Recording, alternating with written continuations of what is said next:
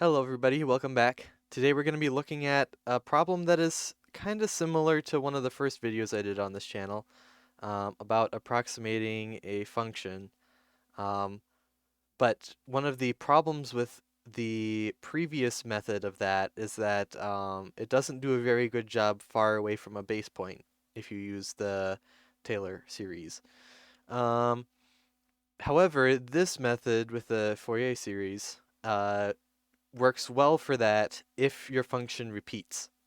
So today we're going to be taking a look at that. Our problem here, sketch several periods of the periodic function and expand it in the sine, cosine Fourier series. And then I have this written again. It's hard to read when it's all on one line.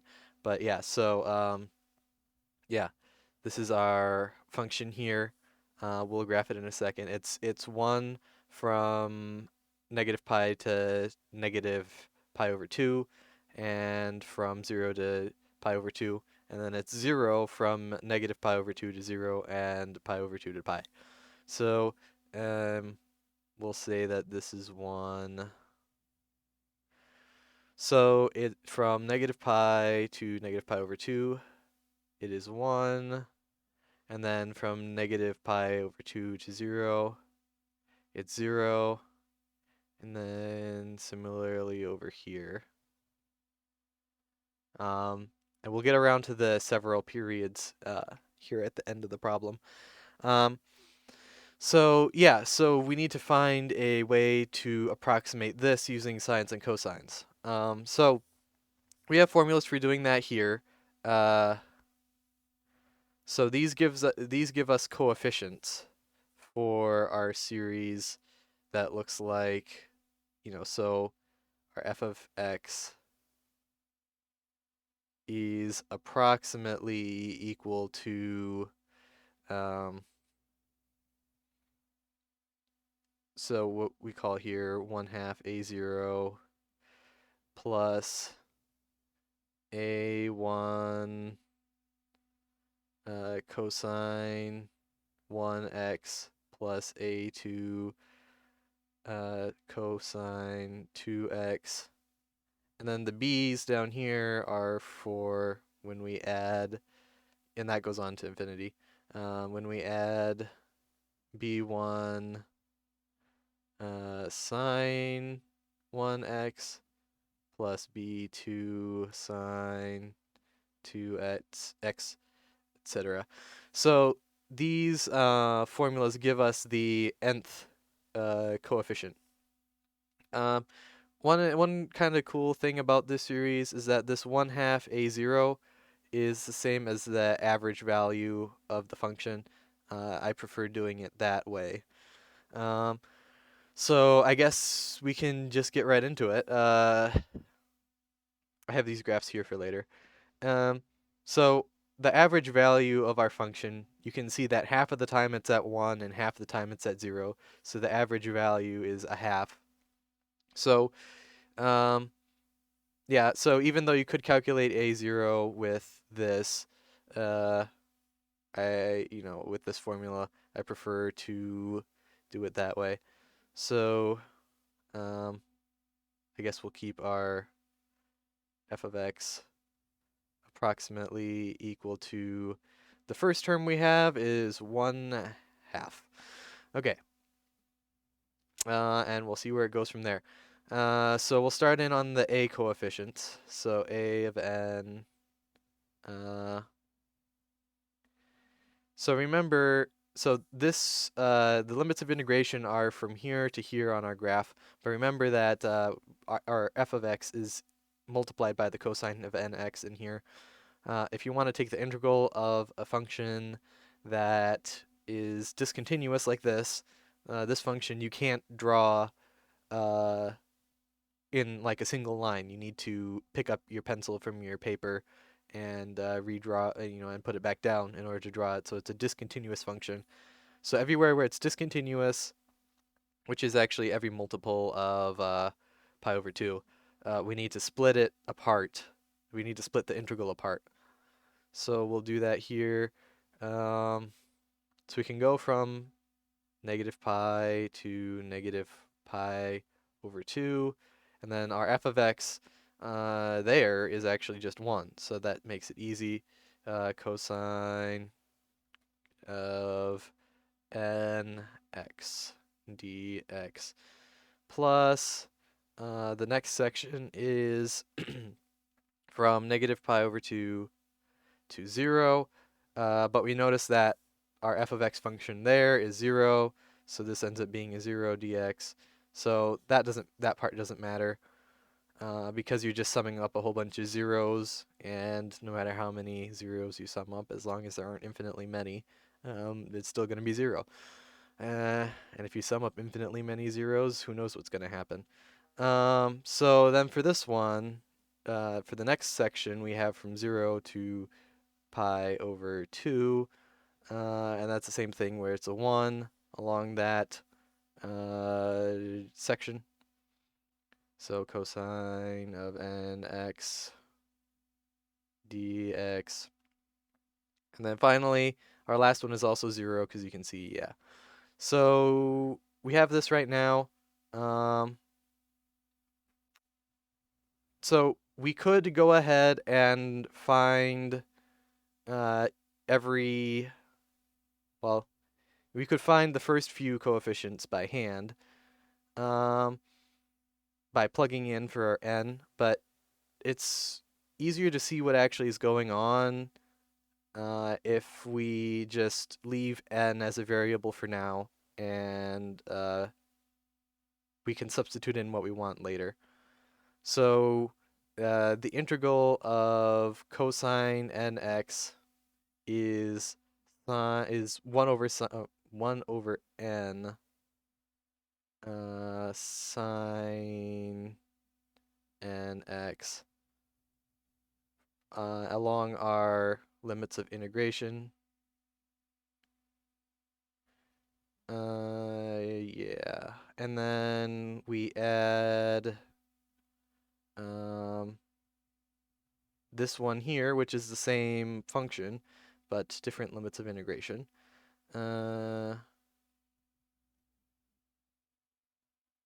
Yeah.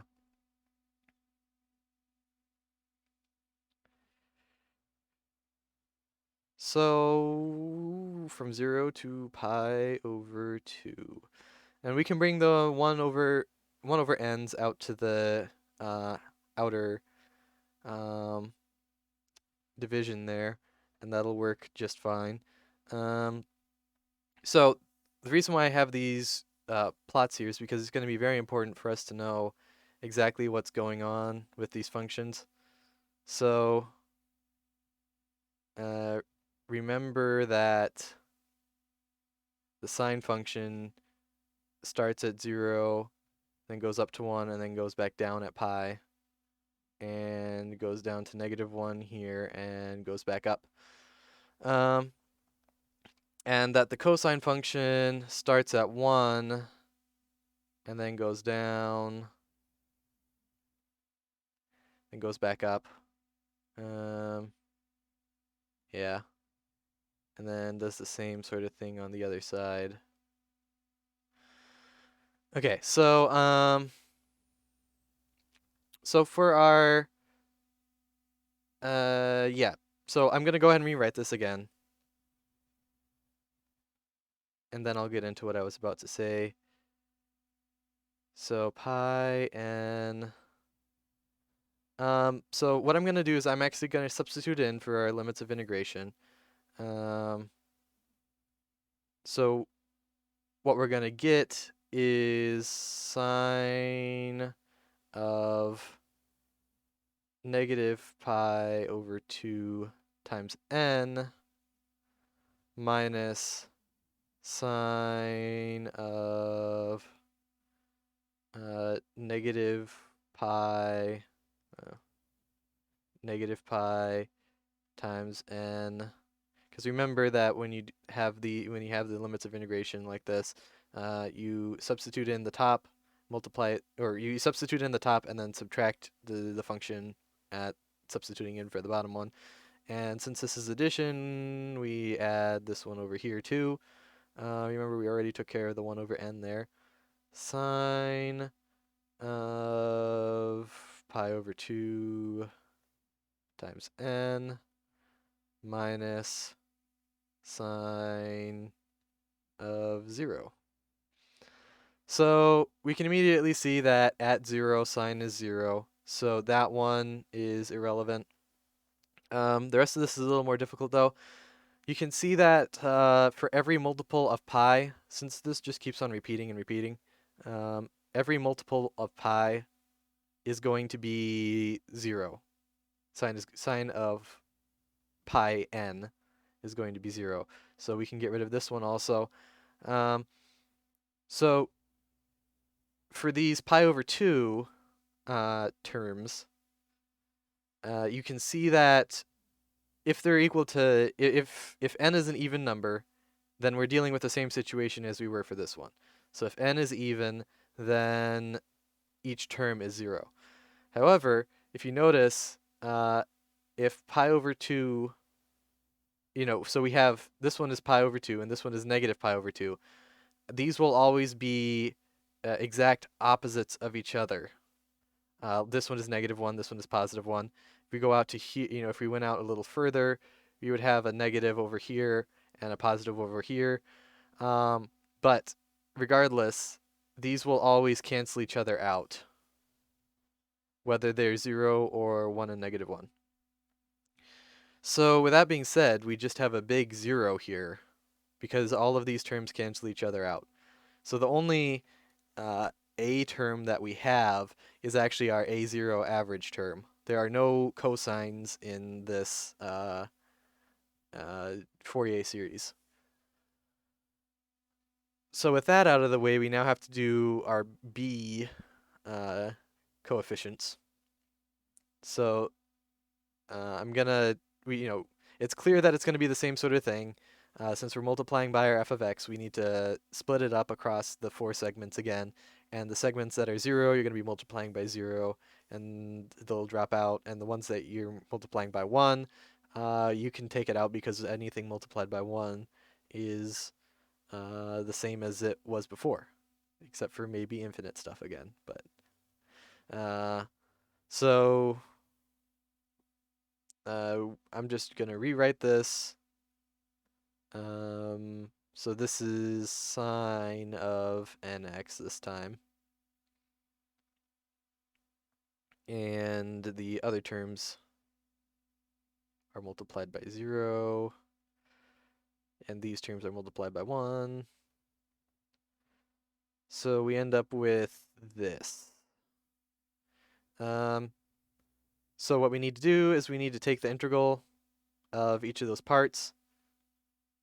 And remember that the integral of sine is negative cosine.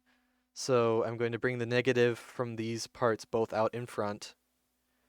And just like the previous one, we're going to have 1 over n term in front of each of these. So I'm going to bring that out in front too, just to save some time and space. So then this is going to be, since we took out the negative and the 1 over n, this is going to be cosine of nx from negative pi to negative pi over 2 plus cosine of nx from 0 to pi over 2. Oh, okay. So, and then the same sort of thing for here. So we need to substitute in for those. Don't forget the negative out in front.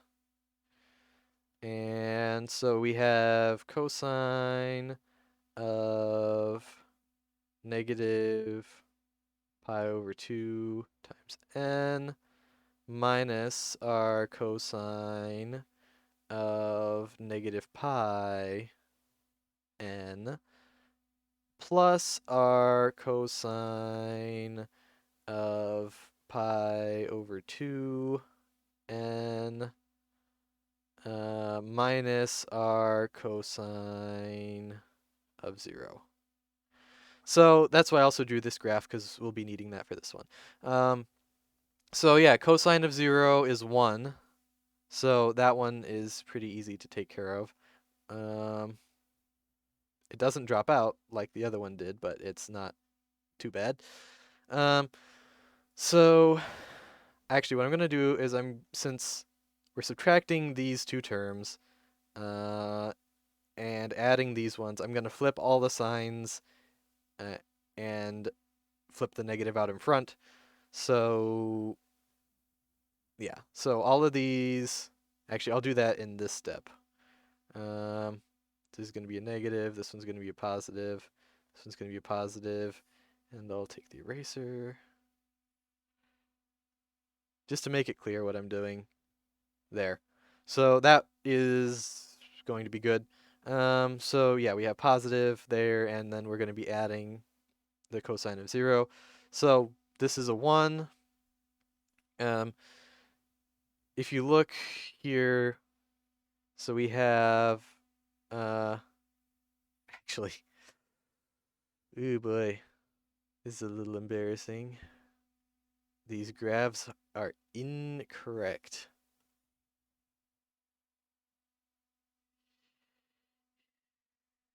Like something doesn't look right about the scale, something must be wrong. Well, yeah, something is wrong. These are negative ones out here instead of zeros. So, yeah. When you're drawing graphs of functions, draw them correctly and you'll have a better time. Okay, um,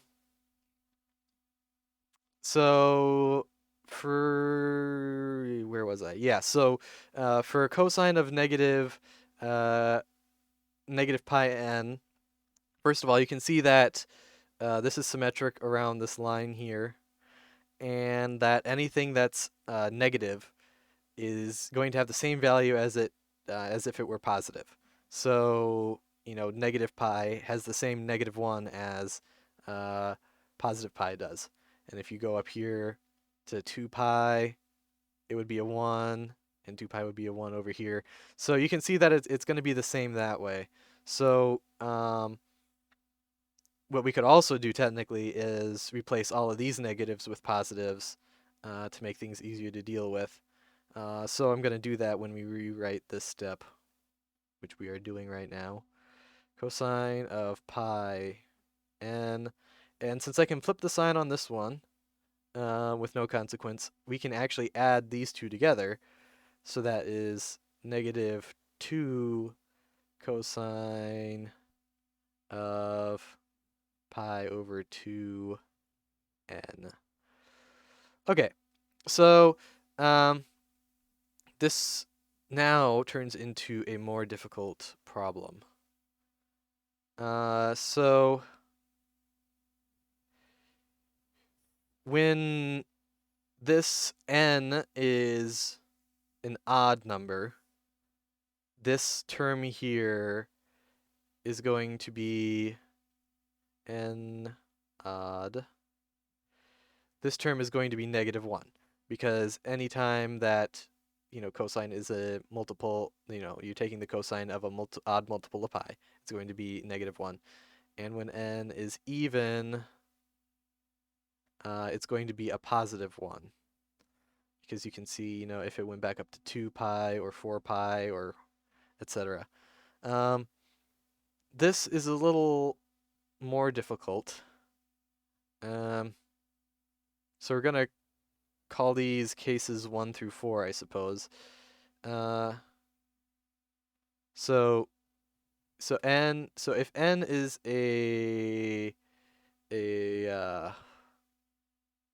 well, I guess n is a multiple of 4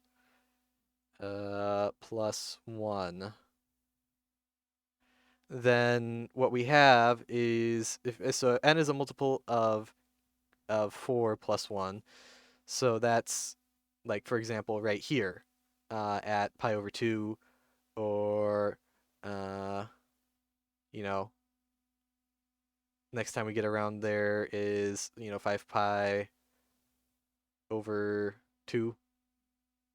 No. Well, yeah. So, yeah, 5 pi over 2. So all of those values are going to be 0. Because you can see, we get there here. next time around it's also going to be 0. And that's actually the case for when n is a multiple of 4 plus 3. Basically, what I'm saying is that when n is an odd number for this case also, it's going to be 0. So whenever n is an odd number, which you can put into these two cases, is going to be 0. But the difference comes when you're dealing with even numbers of n for these cases, because if you have n equals a multiple of 4 plus 2, which is when you have an odd value, an odd multiple of pi when that is the case. When you have an odd multiple of pi, it's -1. Or when you have a multiple of 4, when you have a multiple of 4, then you have an even multiple of pi in this function. So that gives you a +1. So what we're going to have to do is we're going to have to go through these cases. So